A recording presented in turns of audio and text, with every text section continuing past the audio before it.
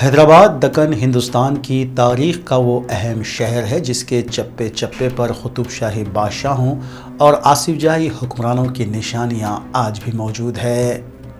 دکن کی سرزمین تاریخی اور قدیم طرز تعمیر کی عمارتوں سے بھری پڑی ہے اور حیدرآباد دکن کی تاریخی عمارتوں کو دیکھنے کے لیے ہی ملک و بیرون ممالک سے لوگ یہاں آتے ہیں۔ حیدرآباد دکن میں ایسی کئی عمارتیں آج بھی گمنام ہیں جس کے ساتھ کئی دلچسپ یادیں اور کئی اہم واقعات جڑے ہوئے ہیں۔ حلقہ لوک سبھا چیوڑلہ اور حلقہ اسمبلی راجندر نگر کے اتاپور پلر نمبر 125 اور کشن باغ کے بالکل قریب واقع یہ عمارت جسے مشک محل کہا جاتا ہے، ایسی ہی ایک یادگار عمارت ہے۔ کسی زمانے میں یہ مشک محل قطب شاہی بادشاہوں کی آمجگاہ ہوا کرتی تھی جو آج ایک کھنڈر بن چکی ہے۔ ویسے تو اس سے قبل بھی ہم نے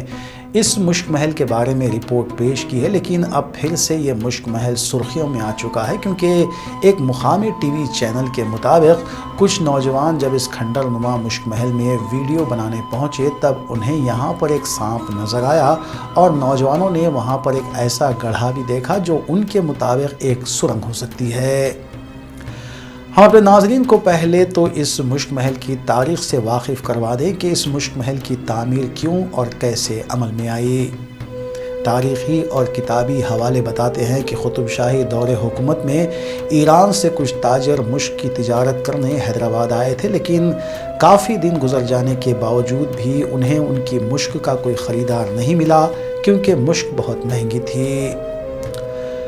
ناظرین کو ہم یہ بھی بتا دیں کہ مشک اپنی خوشبو کے لحاظ سے بہت مہنگی اور قیمتی ہوتی ہے جس کا ذکر قرآن مجید اور احادیث میں بھی آیا ہے۔ اتاپور کشن باغ کا یہ علاقہ اس دور میں شہریان حیدرآباد کے لیے ایک جنگل بیابان کی طرح ہی تھا جہاں یہ مشک کے تاجرین اپنے مشک فروخت کرنے کے لیے آئے ہوئے تھے۔ جب ان تاجرین کو مشک کا کوئی خریدار نہیں ملا اور وہ واپس جانے کی تیاری کرنے لگے تب قطب شاہی دور کے حکمران کا وہاں سے اپنے قافلے کے ساتھ گزر ہوا اور اس بادشاہ کے ذہن میں جب یہ بات آئی کہ اگر یہ تاجرین اپنی مشک فروخت کیے بغیر یہاں سے چلے گئے تو دنیا میں یہ بات پھیل جائے گی کہ حیدرآباد دکن میں مشک کا کوئی خریدار نہیں ملا کیونکہ مشک بہت مہنگی تھی۔ چنانچہ حیدرآباد دکن کے نام اور یہاں کے بادشاہوں کی دریا دلی کو قائم رکھنے کے لیے اس دور کے بادشاہ وقت نے وہ ساری مشک ایرانی تاجرین سے خرید لی اور اسے یہاں زمین میں دفن کر کے اس پر ایک محل تعمیر کروا دیا جسے مشک محل کہا جانے لگا۔ اس کے بعد اس مشک محل میں ایک دینی مدرسہ بھی قائم کیا گیا۔ یہ تاریخی مشک محل 5 ایکڑ اور 34 گنٹے پر مشتمل ہے اور وقف بورڈ میں موجود ریکارڈ کے مطابق مشک محل دینی مدرسے کے نام سے صفحہ نمبر 2263 پر موجود ہے جس پر 19 فروری 1989 کی تاریخ بھی درج ہے اور اس وقف جائیداد کا راجندر نگر منڈل وارڈ نمبر 19 کے تحت سروے نمبر 64 بتایا گیا ہے۔ اس مشک محل کے روبرو ایک قطب شاہی مسجد آج بھی موجود ہے جسے بڑی مسجد کہا جاتا ہے۔ حیدرآباد دکن کی تاریخی عمارتوں کی طرح یہ مشک محل بھی اپنی ایک تاریخی حیثیت رکھتا ہے جو ایرانی اور ترکش طرز تعمیر کا ایک اعلیٰ نمونہ ہے، لیکن محکمہ آرکیالوجی اور محکمہ وقف بورڈ کی عدم توجہ کے باعث یہ مشک محل اب ایک کھنڈر بن چکا ہے۔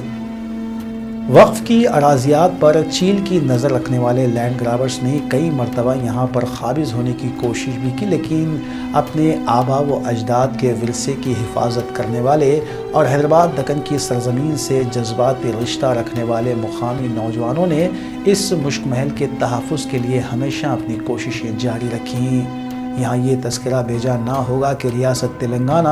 بالخصوص حیدرآباد میں مسلمانوں کی فلاح و بہبود کے لیے رعایا پرور بادشاہوں اور دریا دل عمرا نے اپنی زندگی میں ہی ہزاروں لاکھوں ایکڑ اراضی وقف کر دی تھی تاکہ مسلمانوں کو کسی کے آگے ہاتھ پھیلانے کی ضرورت نہ ہو۔